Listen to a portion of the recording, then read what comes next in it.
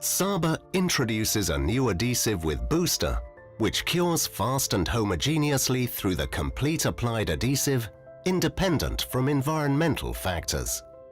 Both the adhesive and booster are conveniently packed within a single sausage-shaped product, suitable for any standard chalking gun. No investments in bulky, heavy and expensive chalking guns are required to start using SABA's innovative booster technology. Simply cut the clip from the product. This opens both compartments within the sausage. The adapter is kept in place using the gun's own locking mechanism. The static mixer will make sure both components are well mixed. Now the adhesive can be used for any application, even those without access to air or moisture.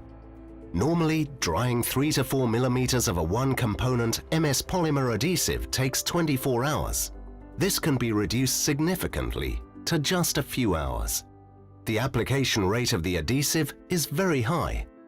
This innovation leads to more productivity and new industrial applications and processes that were not possible before. In the meantime, using the sausage as packaging instead of the dual cartridges reduces waste over 95%, makes application easier and faster, and eliminates the need for extra heavy, expensive application guns or machinery.